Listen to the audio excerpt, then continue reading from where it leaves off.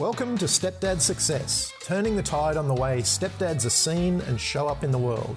We're a new breed of leaders raising leaders. Blood or no blood, we raise them as our own. We're connected, loving, and committed to leading them into the future. If you asked a normal dad, he'd say we're doing the impossible. He'd say, but they're not yours. How do you do it? Yet every day, stepdads around the world are forging the way.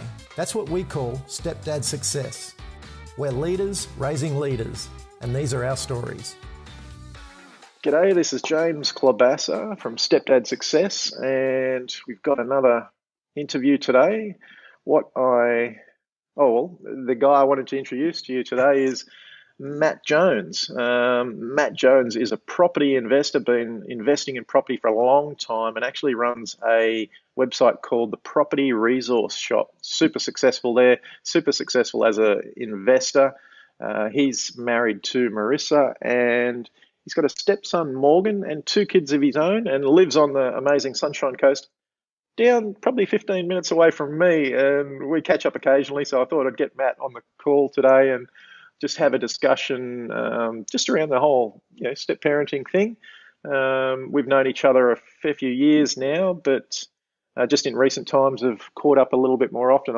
As I said, Matt's super successful in the property department and obviously has kids of his own. So let's dive in. Matt, thanks very much for being here today, mate. Great to catch up again, and actually great to go for a surf with you last week, mate. Mate, thanks for having me, James. It's a pleasure to be here. And yeah, it's funny that we're doing this over the phone instead of hooking up in the surf, having a chat.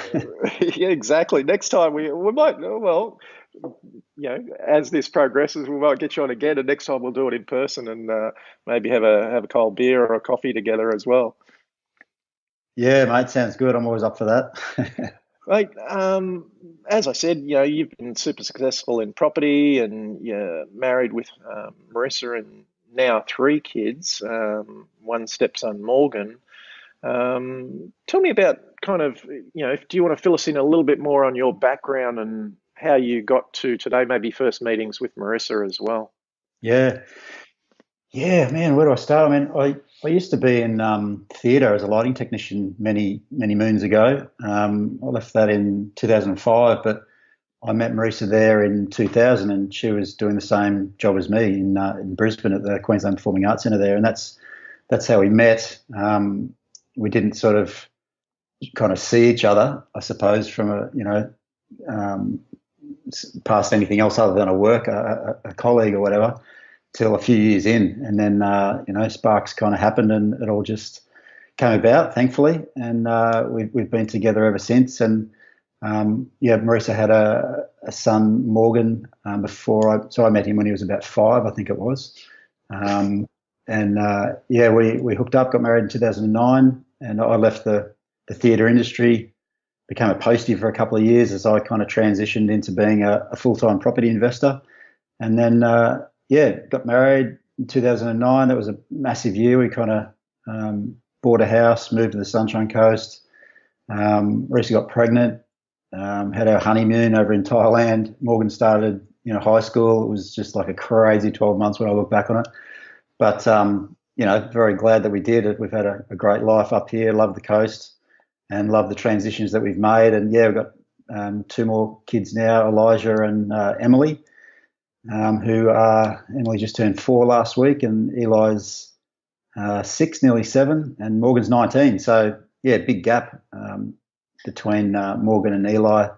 So for Marissa, it was like, starting all over again, 12 years on. But for me, it was all brand new, which was, the most amazing time of my life, that's just changed my world completely. And, very different to when, we first met, and when I first met Morgan, and sort of had to learn how to become a dad or whatever I was trying to do back then. And, it's kind of just growing with it as it's gone along, and just gone, love it to bits now. That's kind of my main focus. Yeah. It's always interesting, that initial meeting time. I know, and you've met Leonie and the boys. It's that initial kind of, hang on a minute ago I was a bachelor and now I'm a dad. How was that? Yeah, How was that for you? Like, how were those early days when you kind of obviously you and Marissa hooked up? Did you meet Morgan straight away, or was it a little bit later, or like? And how was that kind of initial meeting and the following months kind of thing? Like, how did you connect and bond? yeah, it was an interesting period because I met him because he'd often come into work with Marisa, so I'd met him before, I got romantically involved with Marisa, Right. and so I just knew him as a young kid, really intelligent and just smart and just really nice. But it wasn't. It was just as a friend at the time. So once we hooked up and I moved in with Marisa and there was all the three of us there. Yeah, it was when I look back on it, it was kind of I don't know. I look back on it and feel kind of a little bit selfish around it, I suppose, because I was still in my own world doing my own thing, and it was at the time it was like, well, what's my role here? Why should I have to be doing these certain things? I didn't really embrace it straight up. It was just more kind of still getting used to the dynamics and wondering where it was going. And we had a bit of outside influence with her family that didn't click that well, and it was a bit of pressure there, I suppose. And I remember actually going away on a weekend on a course thing. It was like a manhood course, and Right. and I specifically went along to that because I thought I'm going to need to work this out. Work out how to be a dad here, or like I wanted to be good at it. And I had no idea on what it was supposed to be like. So I went along to this, and 3 days down in Canberra, and blokes just coming together and just doing stuff. Guys come together, fix cars, or they make fires, or whatever it is. We just hang out, and that's kind of Yep. where the talking happens, and which was awesome. It was a great few days, and met some great people there, and we had to get up and share things in front of each other, really personal, deep stuff, and yeah, it really helped me understand where I was at more than anything, what I was trying to be or not be. And Sure. looking back on it, I realise it's probably more about letting go than trying to be somebody or something that, probably trying too hard, I guess, in the early days. But yeah, it was interesting to look back on. I've never really looked back on it for a while because he's moved out now, and yeah, but it just kind of happened naturally, I suppose. Over time, you kind of get to know somebody and work out where you sit with them and where they sit with you, and yeah, we're good buddies now. It's go through the normal challenges that parents do with teenagers, but yeah, love them to bits. Tell me, and I totally like I know the feeling of, like you said earlier, that you didn't automatically click into that role, and like I don't think anyone could automatically click into a role of being an instant father. I think it does take time. Um, I know myself that I resisted it for a long time, and yeah, those little items of, oh, why should I be doing this? Why should I be, why am I responsible for that? And those things come up. Tell me, what was Morgan's reaction after you actually moved in? Did he resist you, or was, was there that connection still because you'd met before, or how was that transition time? Because that's obviously, Mhm. moving in, it's a bit more kind of, it's taking it up a few notches, and especially for Yeah, the kids. yeah. I don't remember taking a lot of notice. That was probably where the selfish part came out. I wasn't taking a lot of notice on how he was seeing it all. We were just Right. trying to be together in the same house, and it was kind of hard because Reese had lived at home for a while, and her parents helped bring Morgan up for the first few years of his life, and so they were still hanging around, and it was really, um, challenging because I think I was a bit of a threat there with the whole thing because I was kind of moving in and taking over, which I wasn't. It was just, we're just trying to work out our own lives out. So I didn't really think about it. I mean, once we left Brisbane and moved up to the sunny coast, that was really good because, firstly geographically we were 100 k's away from family, which was a good thing at the time, and Right. Yeah. just having a chance to just live together and have a normal sort of life and get in our own sort of groove. And I think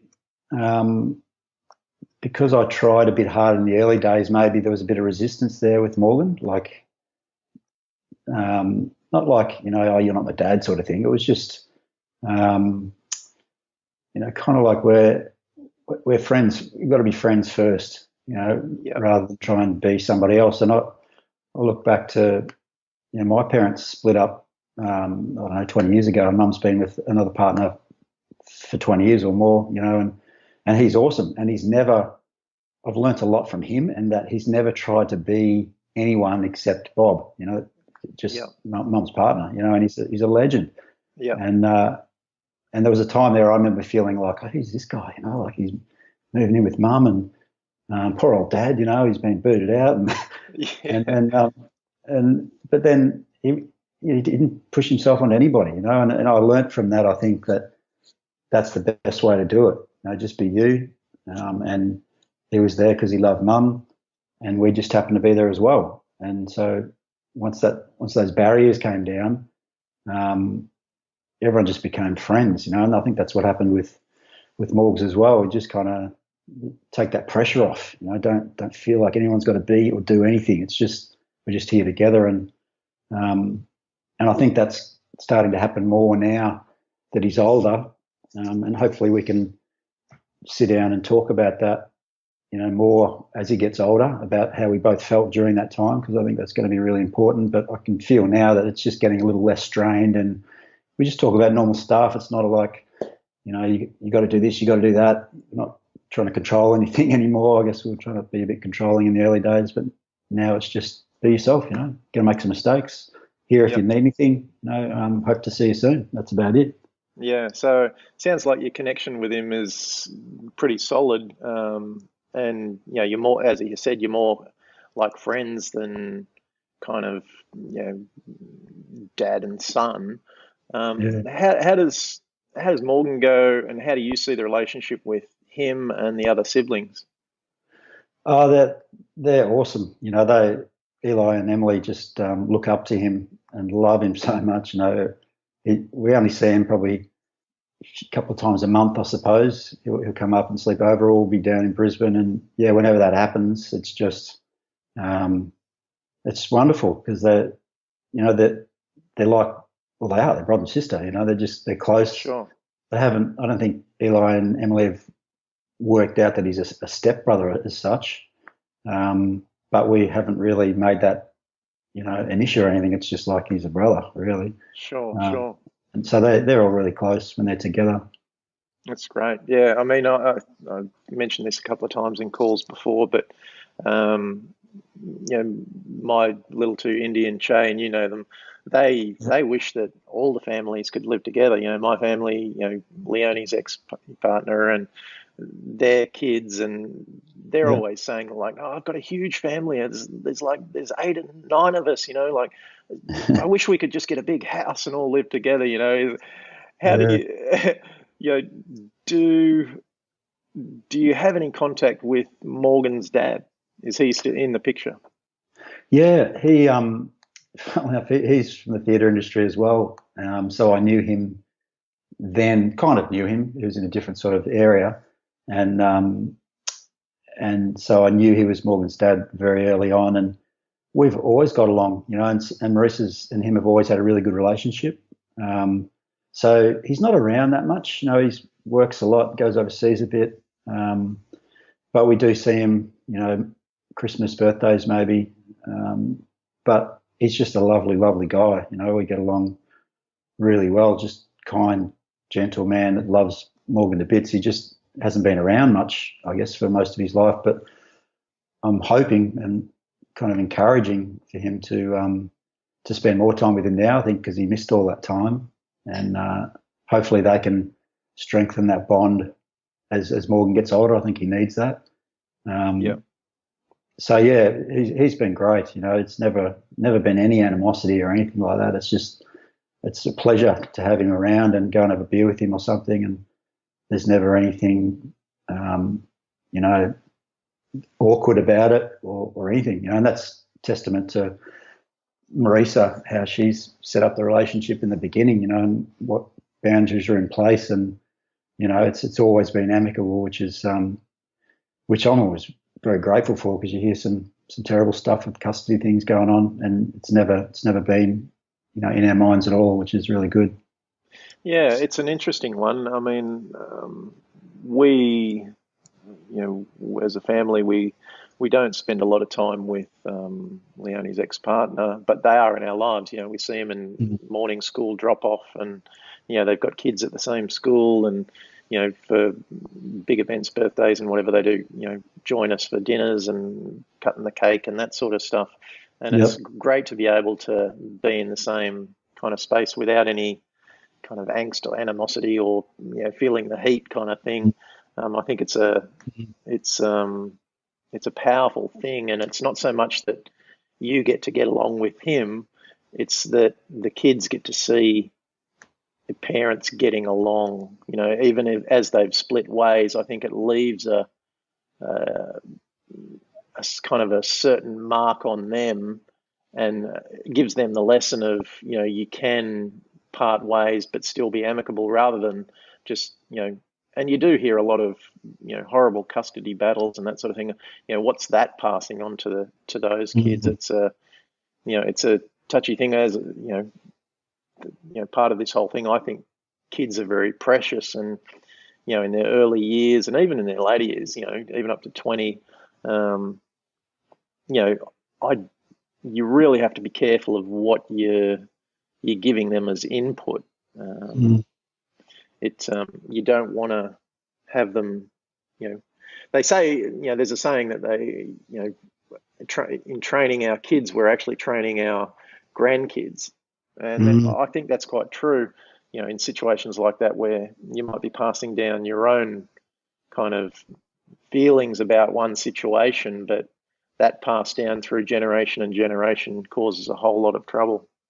Yeah, it's like a responsibility, where you've been passed on something, and it's up to you whether you hang on to it or learn a better way. And I found when Eli was born, like my dad, lovely guy, a really nice person, but didn't show love very much. I mean, he loved us. It was never an issue, but it just never heard him say "I love you," or never. Whenever you had a hug, it was always awkward. Sure. And it didn't really, seem to affect me until when Eli was born. And I remember when we brought him home from hospital, and I was changing him on the change table or something. I was just having some really nice time with him and just looking at him, and I had to really almost force myself to say I love you, where it wasn't that I didn't love him. I just didn't know, I wasn't used to saying it to a child. And I didn't want that, I didn't want that at all, because I loved him with all my heart. And so I kind of made a decision where, well, Dad's a great man, I love him to bits, but there's no way I'm taking that shit on. Yeah.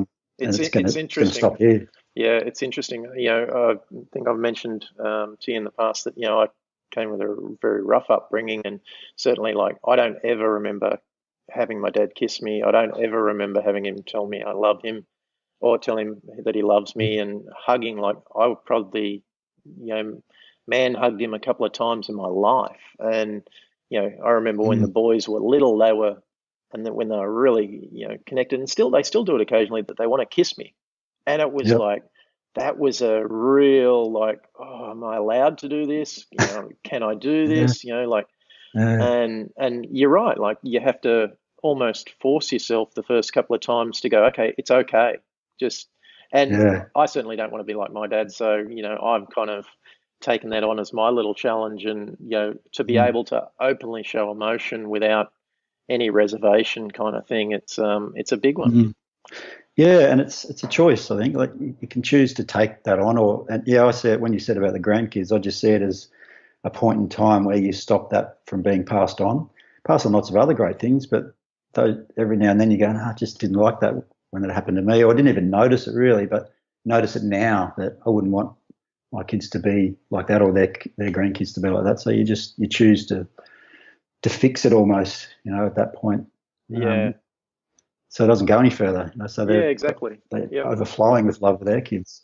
Yeah. I mean, I think, this is the whole concept behind this podcast, of course, like leaders raising leaders. We are handing down our traits, our values, our, what we want out of life and everything. And yeah, you do have to be really careful, and you have to, just be aware of what you're actually passing down the chain, Yeah. whether they're, biological kids or not.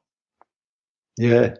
Yeah. It's for me, I kind of look back on when Morgan was growing up, and I feel a little bit sorry for him, because from my part, just I was still learning, and I sometimes I'd like to go back and I'd probably do things a bit differently. But you do what you can with what you've got, and I'm a different person now to what I was then. I remember we had some financial issues, and it was quite a struggle. So there was other things that were affecting our life. Not to put any blame on that, but it's just how it was. And so I'm sort of more, when I see Morgs, I'm just a little bit softer, I suppose, now than what I was. Not that I was harsh or anything. It's just I just probably didn't give him much of a break, where it was always pushing. And now it's like, man, you had a bit of a rough trot, like it would have been hard for you. It was a bit of the meat and the sandwich with other family members, and I'm there and his dad's somewhere else, and it's like, man, that would have been confusing for him. So yeah, I'm itching to get to a point where we can communicate about that when he's probably in a few years, and just sit down and man to man, just kind of go, hey, I really feel for you for those moments, and just get anything on the table, that we might be able to heal or talk about or something. Yeah. Tell me, and I know like we've had discussions about this, about his grandparents, and how, I just kind of wanted to bring up, how other family members affect that whole dynamic. Obviously there's a lot of dynamics, the normal mum and dad, their kids, there's a totally different dynamic to, stepdads and parents and uncles and aunties and grandparents, and, when there's step parents involved. Do you mind sharing a little bit about that kind of, how you've experienced that and what that's kind of led to? Or yeah, it's been pretty challenging. I mean, it's kind of still not resolved in any way. I mean, everyone's amicable, everyone gets along, but they tend to not address things like we do. You sit down and communicate and flesh it out, but it's all kind of swept under the rug, which we've come to accept and only focus on the things that we can control. But in those early days, it was, I mean, I look back on it, and everything they did was out of love for Morgan, and so they obviously just wanted the best for him. So I think they were trying to control too much in that sense rather than let it happen. And that's just their stuff. They haven't been able to work out something. It's too, because they're sitting in a grandparent's role. It's they're in a different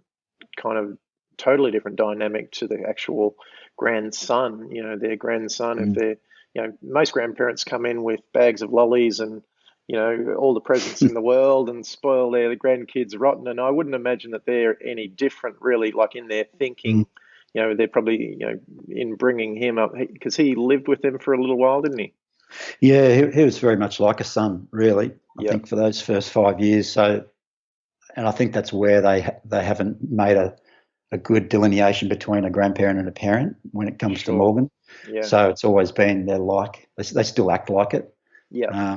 So that's where we've had to go, look, that's never going to change. And just kind of got to live with it, and not try and rock the boat too much, but still get your message across. But yeah, that's where it's come from. They're like his parents, and so I guess I've been this person coming in that's taken him away from them, which would have been threatening, and they've tried to pull it back somehow, and it was never going to work. Right. Which is part of the reason we moved away, just to get that space. A little bit of space to ease things. Yeah, so they're not knocking on your door every day and wanted to visit Morgan, which is all nice, but hey, we just need a bit of time. Let us look at our own dynamics. Don't pressure us to be anything else. So that kind of never happened until we moved away, and that's when things just, I don't know, relaxed a little bit, and we could get in our own groove and work out what we're doing. Did you notice that any like the difference in Morgan at that time, like in the connection that you all had? Like, I mean, essentially, and this is the thing we often don't think about is like the kids, they seem like, I know in my boys, they're so flexible. They just they just roll with the punches, but everything does affect them in some little way. And you kind of just wonder sometimes, wow, like we don't often think about how they're feeling like intimately. Yeah. I think he's been deeply affected, and yeah, you're right. It's not something I looked at back then when everything was happening. I was just trying to keep up with it all. But yeah, I definitely look back now and go, man, that must have been really hard. And he's not a big talker. He's a very sort of intellectual guy, deep in his thoughts. So it's never really come out on the table. I know Marisa is much closer, obviously, with him, and they've had some really good chats about stuff. So I think as he gets older and feels more comfortable about dropping the wall down and talking about it, a lot of stuff will probably come up. Yep. And yeah, maybe even me being around for him might have been tough as well. Just sort of, I don't know, I haven't really had a good discussion. It's something I really would love to do, just to see how it has affected him and what needs to be talked about and healed. Yeah, it's interesting. And yeah, definitely 100% worth doing, because even I know for myself that I've had a couple of chats with India, older boy, just, like, and even Che at the younger age, just saying, like, how am I doing? How am I doing as a stepdad? Like, is there anything I can do better? Is there anything that annoys you? Is there anything, because along the way, we're kind of going through life, but it's not often that we go back and take a look and be responsible for where we stuffed up and that sort of stuff. They're always interesting conversations, because you never know what the boys are going to say. They're and younger kids are probably more open than older kids. Obviously, Morgan's sort of growing up now, and he would have a different perspective on everything. It'd be an interesting discussion to have. Yeah, what a great question to ask. Like, how am I doing? Yeah, because you don't know. I remember when I went to that three-day camp, I remember asking one of the presenters or who was running it, like, is there a book I can read or something? Or can you give me some golden tips about Dad? And he was like, no, mate, no, I've got nothing. And it's interesting. Like I literally, I do this probably I try and do it every month, but every couple of months probably I just say, look, how am I going? Like I have no idea. Like I don't know what you want. I don't know if you even like me, or and as kids you have your giving direction. You're kind of trying to instill your own kind of foundational values and that sort of thing. So you bump up against them, and you just wonder sometimes, like, shit, do they think I'm a 1 out of 10 or a 8 out of 10? Like it's an interesting it's an interesting question to ask, but it's a good learning point as well.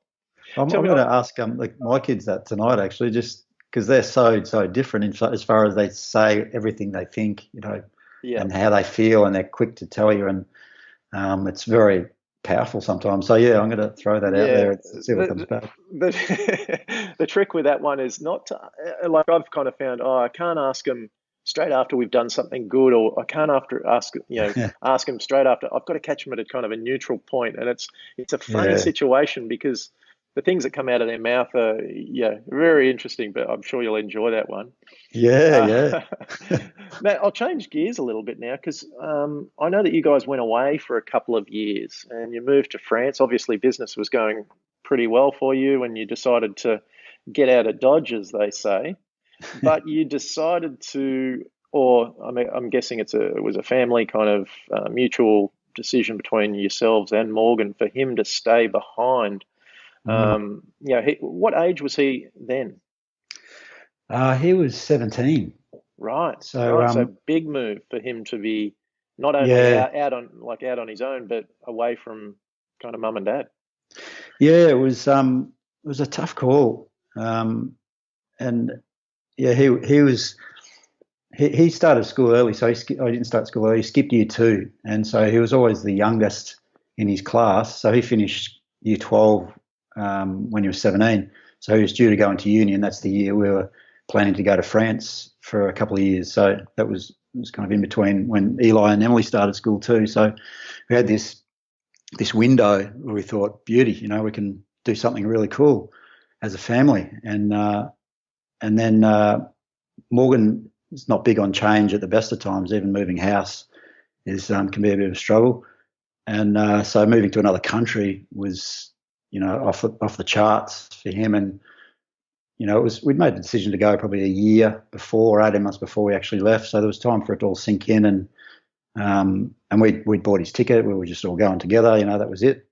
Yeah. And then as it got closer, you could see, there was more resistance coming. And then we actually sat down and talked about it, and he really didn't want to go. Just did not want to go. He wanted to start uni. Felt like he needed to continue with his education, and he loved doing that. So we kind of sat down and went, well, okay, if that's going to happen, you've got to get a job. You've got to move into some accommodation. We'll help you with all of that, but you've got to instigate it. If you really want to stay, that's what's got to happen. Yep. And to his credit, he did. We helped him all along the way, but he was motivated to do it. And that's when we knew it was serious. Like, he did really want to stay behind. And if we took him, it would have been painful for everybody, because it would have just been forcing him. Because a couple of times we were like, no, let's just throw, we're the parents, get in the car, we're going, when they're younger, away. You can do that.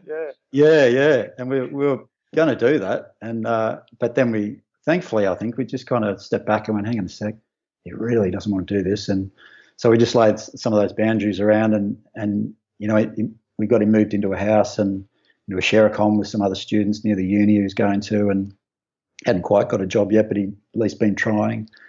So we thought everything was cool. And we left him, which was, kind of weird. Yeah, that must have been huge to, and not only for like Marissa to kind of leave a little baby behind, as mothers don't like to let go of their sons or daughters at the best of times, but in that scenario, when you're moving so far away, that must have been tough. Yeah, we kind of thought it was going to be a good thing too, because he needed some real life experience, because he been not sheltered, but really hadn't got out into the workforce, and not very social, it was all fine. That's just who he was. That was his personality. But we thought this would be a good chance to be thrust into it. Yep. But yeah, it was really hard, particularly for Marisa, to leave him behind. And you always question yourself, what have you done? And yeah. We got caught up in what we were doing with France, and he was fine when we left. He did struggle after about 6 months, and dropped out of uni and moved back out of the house, moved back in with the grandparents, and they kind of scooped him up a bit, which kind of was the opposite to what we wanted. But we'd chosen to be on the other side of the world, so it was very hard to do anything about it. Yeah.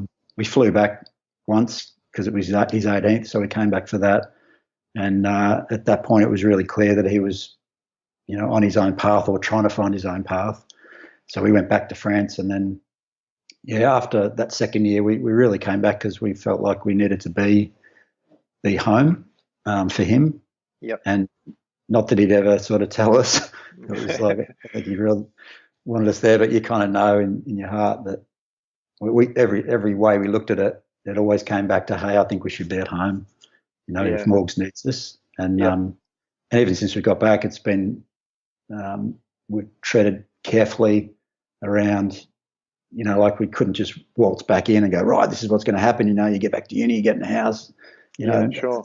It would have just pushed him further away. So we've just tried to be fairly passive with it all and just be there. And if you need something, we're there, and I think that's a slower process to making that reconnection, but I think it's a stronger one where sure. gradually, and we're a bit softer about it. I am anyway, just with allowing him to find his own way. Yeah, and as you say, like if you jump back into the mix and you're like barking orders from the rooftop, that again teaches them a whole different kind of aspect of you and shows rather than, I think it was super brave of you guys to just, kind of head off to France and have him stay. But the lessons that he would have learned from that are, they're life lessons. That's stuff that you can't teach in a book or tell him over the phone or, even sit down and talk to him about unless he dives out and dives into real life. I mean, it could have been the best thing that you've ever done for him. Yeah, I think it worked well. It was just that it kind of ended abruptly for him. It kind of regressed from there, which is the only unfortunate part. But yeah, you're right. It's just about being in that time of you got to be resourceful. You got to. Yeah, and I think maybe we've probably all been through that experience where we go out in the world on our own and then we have to regress back, and that's just part of that hero's journey, I guess.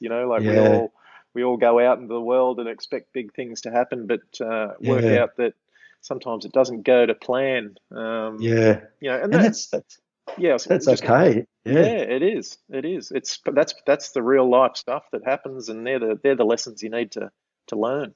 Yeah, and it's as a parent learning to be able to let go with that too. Not totally. I mean, this is the one thing I'm kind of getting from this whole conversation. You've had to do a lot of letting go. Yeah. Just you don't even know you're holding on. In the moment. That's what I'm sort of realizing. I look back, even just the questions you're asking today, and I'm looking back to that time. Man, I didn't even know. Because you just don't, not till now that you are choosing to let go, or it's not even a choice. It's just like that's the way it is. Just let him do his thing, and we're here, and not putting pressure on. Whereas before, there was probably more pressure to succeed, or whatever. But yeah, it's all about that now. Just letting it kind of happen. But you learn that as you go. I was going to say, have you? Excuse me. Have you noticed a difference in the way you two connect, like from before you went to France to now coming back? Between me and Morgan? Yeah. I find I just always keep it light now with him, which allows it to be comfortable but just fun. Because we're really different. We're really very different people and like different things and different beliefs, just lots of different things. But and that's fine, we still get along. He's a lovely, lovely kid, and but yeah, now I'm just more mindful of being just softer, and I think he responds to that. It's really difficult that.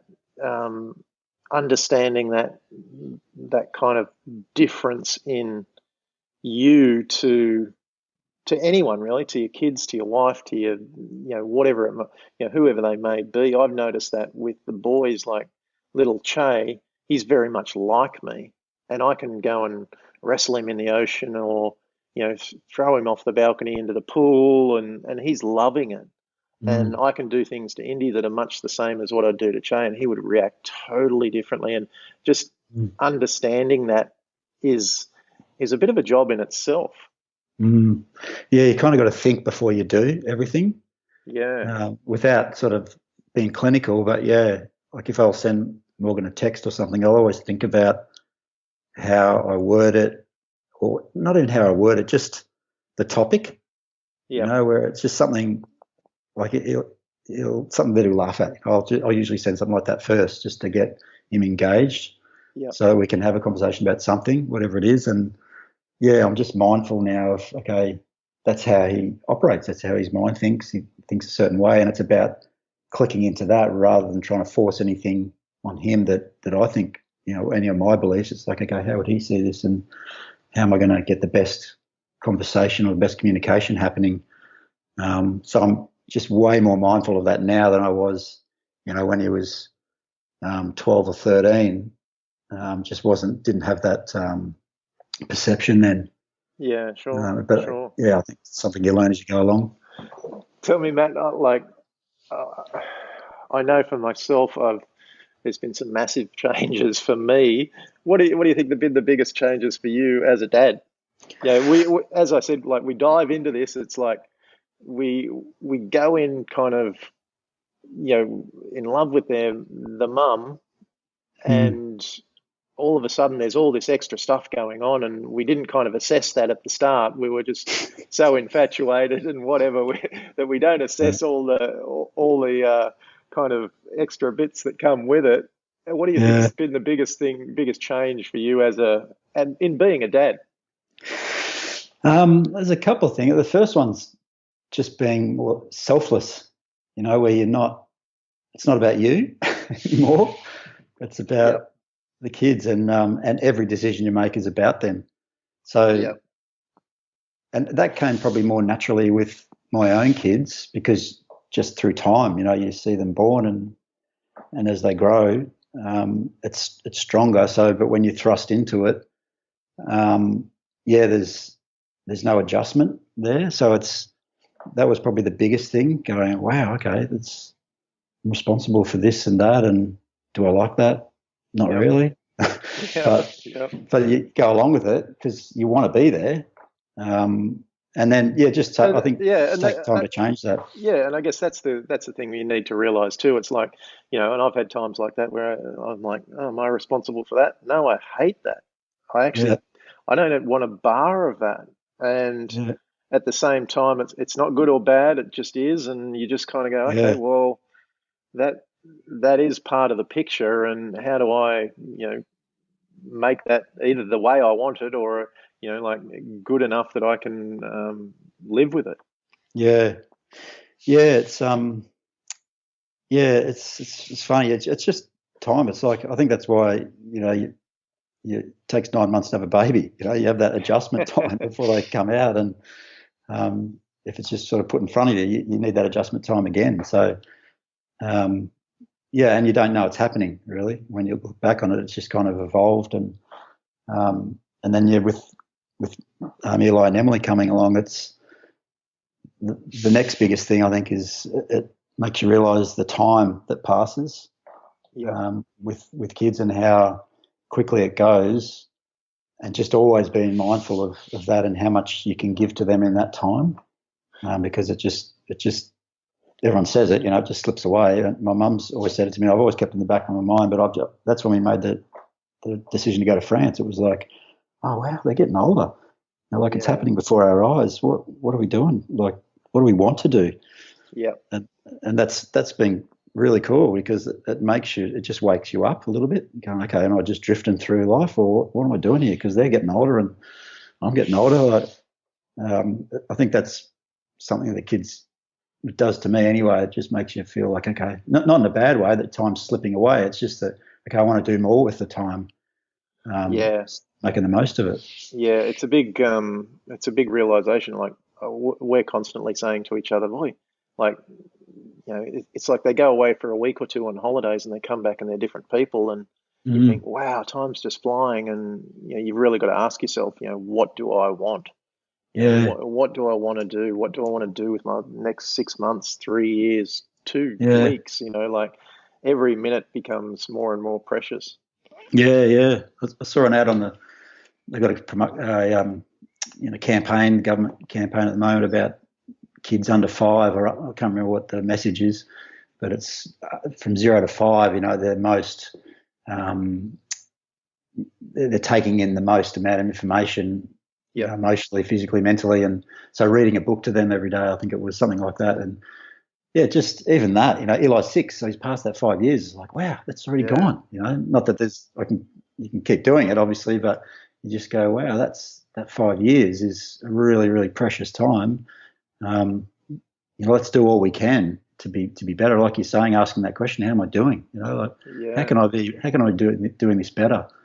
Yeah. Um, It's interesting because even when I know when I ask the boys that, they're kind of no, you're doing great, or oh, it's been a funny week, or and getting it from their perspective and finding out what's important to them is kind of, it's like that's the keys to the kingdom, Yeah.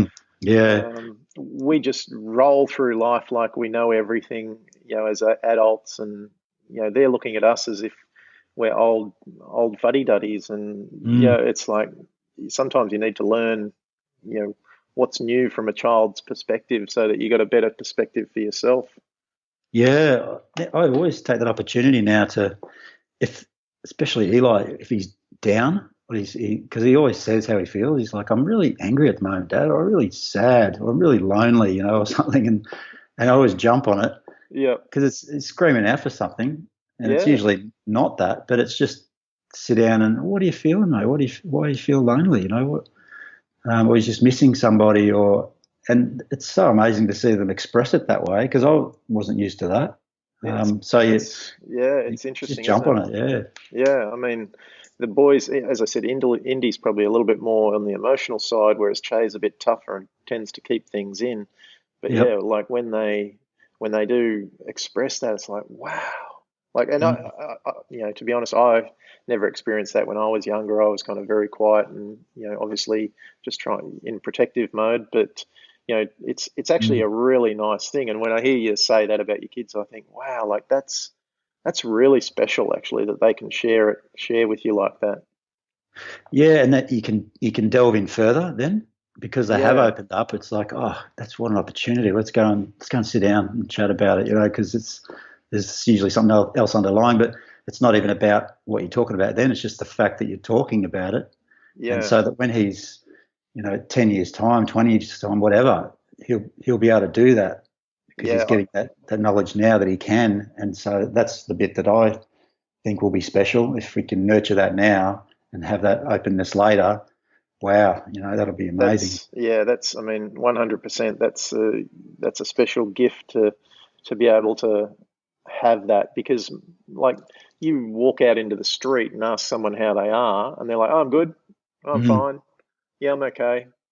mm, No one's very expressed anymore, and for him mm, to be able to go, oh, you know what, I'm angry.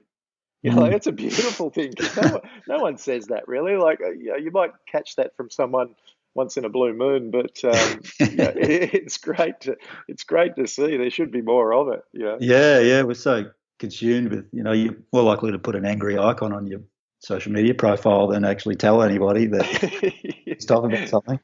Yeah. Yeah, yeah, mate. I'll wrap this up shortly, but I just wanted to ask, you there's obviously a bunch of listeners out there, and everyone gets a different perspective from all of these calls and interviews.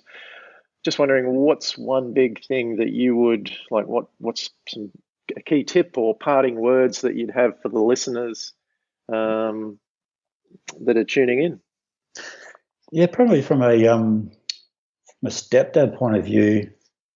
I remember going to the movies once and I went by myself to see something and I ended up just sitting next to this lady and I don't know, I don't usually say anything to anyone at movies, but we Yeah. got talking about something and so she had a stepson or a stepdaughter or something as well and and she called the child the bonus child. And Right. so I don't call her a stepson, it's the bonus son sort of thing. And it really clicked with me at the time that how much of a bonus it is, whereas before it might have be seen like a you know not a drag or anything, but just something that you didn't buy into fully, Yeah. Sure.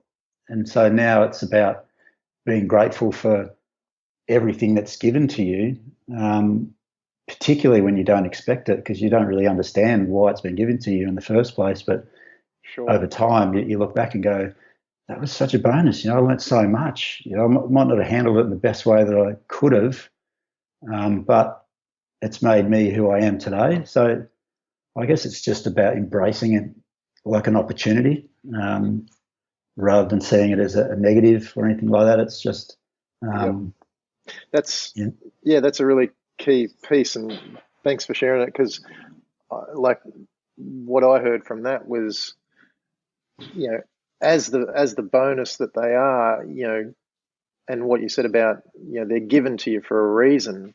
For me personally, I don't have my own biological kids, so obviously they were, put in front of me, and Leonie was put there for me to learn a lot more along my journey, which is a really nice way to look at it, rather than, like you say, a lot of people kind of go, I didn't, I didn't buy into all of that and all the rest of it. Yeah, so, it's something that was, when my parents split up, it was like, what I learned from that at the time was that was the worst thing that could ever happen, because that's how I saw it. I saw it as, okay, my parents have got married and they got 4 kids, and now they've split up. I just thought, and that held me back for a while in committing to Marisa. But now I look back on it, as with all things, they're all opportunities to learn, and that was obviously gearing me up maybe for when I met Marisa and Morgan, that it's not the end of the world. It's an amazing thing. It's a fantastic thing. So it's trying to keep that perspective in everything if you can, where it's just, okay, even the things that you think are negatives, they often turn out to be the best things that can happen in your life. And so wouldn't it be great, to be able to embrace that in the moment, which is really hard. Yeah. But that's what I'm always kind of striving to do, I suppose, is if it's not kind of working, it's like, oh, hang on, what have I got to learn from this?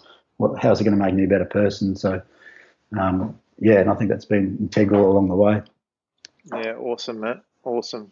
Mate, thanks for sharing, and thanks for jumping on today. I'm sure we'll catch up again soon. We'll try and hit the waves again at another date coming up soon. But as I said, mate, awesome share today, and thanks very much for being on. No, mate, thanks for having me. I love what you're doing. I think it's a great topic. There should be more of it, and it's been therapeutic for me as well to chat about it. So I think it's great, and look forward to hearing more about the journey. Cheers, Matt. Thanks very much. Thanks. Would you like to learn more about how stepdads across the globe are joining forces in raising the next generation of leaders? Then head to www.stepdadsuccess.com and grab all the show notes plus a copy of the brand new tactical guide for creating more happiness, health, wealth, and wisdom as a stepdad. And if you liked the podcast, please share it with other stepdads you know and leave us a review on iTunes. Again, that's www.stepdadsuccess.com for all the show notes and tactical guide. Come and join the new breed of stepdads, the growing group of leaders raising leaders.